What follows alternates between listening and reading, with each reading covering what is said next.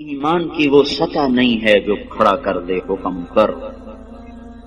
نماز کا کس کو نہیں پتا کہ فرض ہے، کیوں نہیں پڑھتے؟ ایمان کا سرمایہ تھوڑا ہو گیا ہے۔ پردے کا کس کو نہیں پتا کہ مسلمان عورت کے لیے پردہ فرض ہے، عین ہے، کیوں نہیں پردہ ہو رہا؟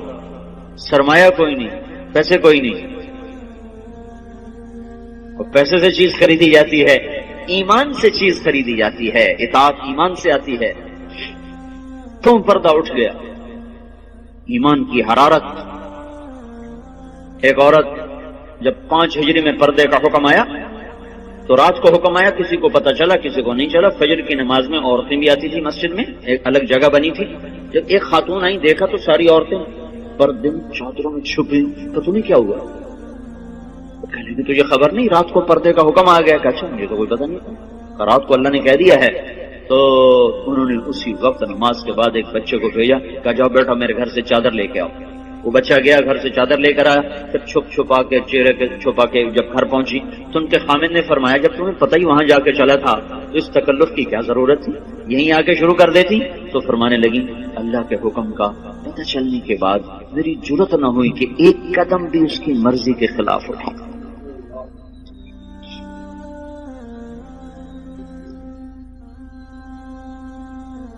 اب چونکہ ایمان کی حرارت ہے نہیں، ایمان کی طاقت کمزور ہو چکی ہے، تو ہیلے بہانے اور لچر عذر۔ حضرت فاطمہ رضی اللہ تعالیٰ عنہ کا انتقال ہونے لگا تو اپنی خادمہ سے کہا، حضرت علی موقع پر موجود نہیں، کہا کہ غسل کا پانی رکھا۔ انہوں نے غسل فرمایا کہ میرا فلاں جوڑا نکالا، کا چارپائی میری بیچ میں تھا، انہوں نے کمرے کے بیچ میں چارپائی کر دی، ایسے لیٹی، قبلے کی طرف منہ کر کے کہنے لگی میں مرنے لگی ہوں، علی سے کہنا میرا غسل ہو چکا ہے، میرا کوئی کندھا بھی نہ ننگا کرے، میرا کوئی نہ سطر کھولے، میں نہا چکی ہوں، میرا غسل ہو چکا۔ ان کو مرنے کے بعد بھی یہ فکر ہے کہ میرا کندھا ننگا نہ ہو۔ آج کے لباس نہیں دیکھتے ہو، ساری کمر ننگی ہو رہی ہے، سارے بازو ننگے ہو رہے ہیں۔ یہ مغرب کی بیٹیاں بن کے عزت پانا چاہتی ہیں۔ مغرب کی عورت نے آزاد ہو کر بڑا دکھ پایا ہے، مجھے میرے رب کی قسم، اس کی آزادی نہیں، ہلاکت ہے، ہلاکت۔ میں آپ کو چھپاؤ، جتنا چھپو گی اتنا اللہ کے ہاں روشن ہو جاؤ گی، جتنا ظاہر ہوگی اتنا اللہ کی نظر میں ذلیل ہو جاؤ گی۔ یہ تو پاگلوں کا جہان ہے، پاگلوں کے پیچھے چل پڑو گے۔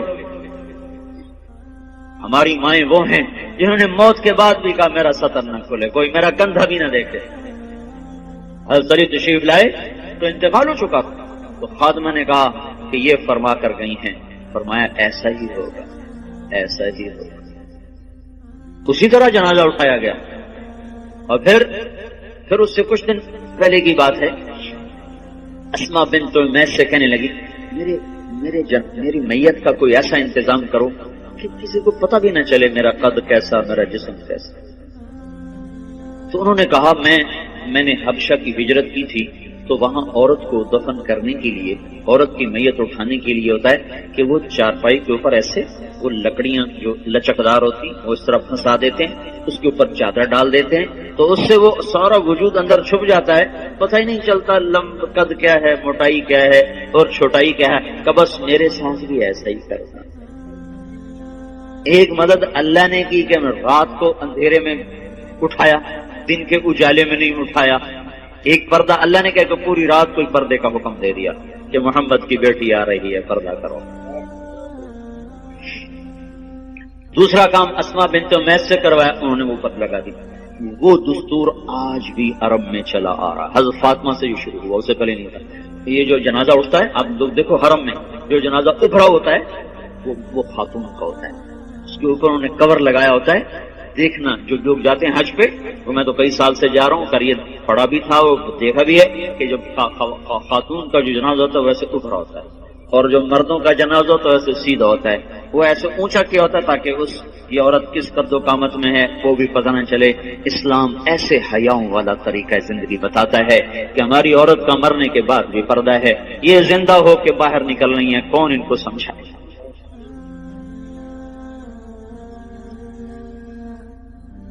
ہاں ہائے، تبلیغ اسی زندگی کو سیکھنے کا کام ہے، یہ پاک زندگی، یہ پاکیزہ زندگی، اس کو لے کے در در گھر گھر پھرنا، لوگوں کی خیر خواہی میں، ان کو اللہ کے ساتھ جوڑنے میں، دھکے کھانا، لوگوں کی منتیں کر کے ان کو اللہ رسول کی ترتیب زندگی سمجھانا بتانا، یہ ہے تبلیغ کا کام۔ اس کے لیے ہم عورتوں کو بھی نکالتے ہیں، مردوں کو بھی نکال دو، بھائی سیکھو سیکھو۔ اوپر سے ہواؤں کا تیور بدلا ہوا ہے، پانی بکھر چکا ہے، زمین بے لگام ہونے کا ہے، سمندر اچھل اچھل کے اپنے غصے کا اظہار کر رہے ہیں، اللہ تعالیٰ کی طرف سے نشانیاں ظاہر ہو رہی ہیں کہ یا سیدھے ہو جاؤ یا پانی کی لگام کھل سکتی ہے، یا زمین اپنی کروٹ بدل سکتی ہے، یا ہواؤں کی لگام ڈھیلی ہو سکتی ہے، یا چاند سورج کی گردش وہ ہمارے خلاف چل سکتی ہے، اور کوئی اللہ لاؤڈ اسپیکر لگا کے بتائے گا کہ بس کرو، ختم کرو، باز آ جاؤ۔ انہی چیزوں سے اللہ بتائے گا کہ لوٹ آؤ لوٹ آؤ لوٹ آؤ لوٹ آؤ۔ اس لیے بھائیو بہنوں، توبہ کرو اللہ کے دربار میں، مانگو اللہ سے معافیاں، اور اپنی زندگی کو اللہ اس کے رسول کی پاکیزہ ترتیب میں لاؤ اور ڈھالو، اس کو نکل کے سیکھو، گھروں میں اس کی فضا بناؤ، بچوں کو لے کے بیٹھو، ان کو آخرت بتاؤ، جنت بتاؤ، جہنم بتاؤ۔ آج کا ماں باپ بڑا ظالم ہے کہ 2-3 سال کے بچے کو اسکول کے حوالے کر دیتے، اور مائیں فارغ، باپ فارغ، باپ کاروبار میں، میں اپنے بناؤ سنگار میں۔ آج کی ماں نے جو کرنا تھا وہ تو کر نہیں رہی، اللہ نے اس کے ذمہ خامد کی روٹی نہیں لگائی، خامد کے ماں باپ کی خدمت نہیں لگا، وہ کرے تو اس کی نیکی ہے اور کرنا چاہیے، لیکن اگر وہ نہ کرے تو اس عورت کو نافرمان عورت نہیں کہا جا سکتا۔ تو پھر اس کے ذمہ کام کیا ہے؟ تھکا دینے والا، کھلا دینے والا، جوڑ درد سے پکار اٹھے، وہ کیا ہے؟ نسل کو تیار کرنا۔ یہ اتنا اوکھا کام ہے کہ دانت کے تلے پسینہ آ جائے۔ جو مائیں کرتی نہیں ہے، وہ اپنی طرح جنگل کے پودے کی طرح جوان ہوتے ہیں، جوانوں جب ایسے آنکھ دکھاتے ہیں تو پھر ماؤں کے کلیجے پاڑتے ہیں۔ جب بیٹی آگے سے بولتی ہے تو ماؤں کی راتوں کی نیند اڑتی ہے، اسے سمجھایا کب تھا، اسے ٹائم کب دیا تھا، بچوں کے ساتھ کب بیٹھے تھے۔ مدرسہ تربیت کی جگہ نہیں ہے، نہ خانقاہ تربیت کی جگہ ہے، نہ تبلیغ تربیت کی جگہ ہے۔ سب سے بڑی اور سب سے طاقتور تربیت کی جگہ ماں کی گود ہے اور باپ کا سایہ ہے۔ ماں نے گود خالی کر کے ٹیوٹر کے حوالے کر، ٹیوٹر کے پیٹ سے نکلا ہے کہ تمہارے پیٹ سے نکلا ہے؟ ہاسٹل میں 11 سال کا تھا، میرے باپ نے مجھے ہاسٹل میں ڈالا۔ چھوٹے چھوٹے بچوں کو ہاسٹلوں میں دھکا دے دیا، فارغ تو وہ جنگلی جانور کی طرح اور جنگل کے کانٹے دار جھاڑی کی طرح وہ پروان چڑھتے ہیں، انہیں کیا خبر کہ ماں کیا ہے، باپ کیا ہے۔ تو اللہ کا احسان ہوا، تبلیغ کا کام چلا اور اللہ تعالیٰ نے ہمیں راہیں سجھا دی، دکھا دی۔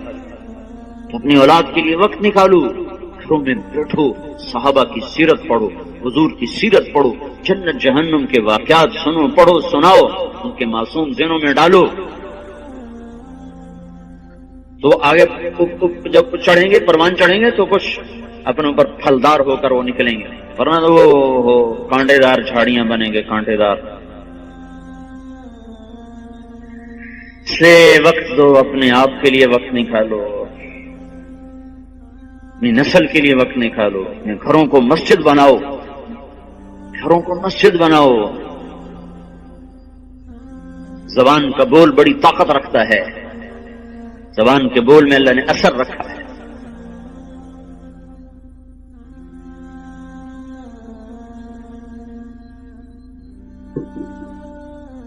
عیسائیوں نے حملہ کیا، مسلمان بادشاہ نے لشکر بھیجا، خبر آئی شکست ہو، تو ملکہ نے کہا یہ خبر غلط ہے۔ بادشاہ نے غصے میں کہا کیسے غلط؟ خبر باہر سے آئی، تو اندر بیٹھ کے تو غلط کہہ رہے، تو چپ ہو گئی۔ کچھ دنوں کے بعد خبر آئی کہ واقعی خبر غلط تھی، فتح ہوئی۔ تو بادشاہ نے اپنی بیوی سے پوچھا تو نے یہ اتنے دعوے سے بات کیوں کہی تھی؟ اس نے کہا بات یہ ہے، جب یہ میرا محسوس ہوا کہ میرے پیٹ میں کوئی امانت ہے تو میرے منہ پہ ایک لقمہ بھی حرام کا نہیں آیا، میں نے کوئی مشتبہ کھانا نہیں کھایا۔ کہ جب یہ پیدا ہوا، یہ کون سنا رہی؟ کوئی کسی مولوی کی بیوی نہیں، بادشاہ کی بیوی کا سنا رہا۔ جب یہ پیدا ہوا تو میں نے جتنی دفعہ اسے دودھ پلایا، پہلے 2 نفل پڑے پھر دودھ پلایا، وضو کیا 2 نفل پڑے دودھ پلایا، 2 سال میں نے یہ چکی چلائی ہے، 2 سال میں نے یہ مشقت برداشت کی ہے کہ ہر دفعہ اس کے لیے میں وضو کرتی، نفل پڑھتی، پھر دودھ پلاتی، تو جو اتنا پاک دودھ پی کے پروان چڑھے وہ کافر کے آگے کیسے بھاگ سکتا؟ یہ خبر اگر آتی کہ شکست ہوگی اور میرا بیٹا شہید ہو گیا تو پھر اس کو میں مان جاتی، لیکن میں یہ نہیں مان سکتی کہ جس کو میں نے ایسا پاک دودھ پلایا ہو وہ موت کے ڈر سے بھاگ جائے۔ یہ نہیں سکتی، یہ کام آج کی ماں نہیں کر رہی ہے۔ اس کا سلیقہ سیکھنے کے لیے تبلیغ میں وقت دو کہ بچوں کو کی تربیت کرنی کیسے ہے اور گھر کی زندگی کو جنت کیسے بنانا ہے۔ اس لیے بھائیوں بہنوں، پچھلی پہ توبہ کرو، اگلی کے لیے تیاری کرو، اپنے گھروں کو مسجد کا ماحول دو، اپنی زندگی میں پردے کو داخل کرو،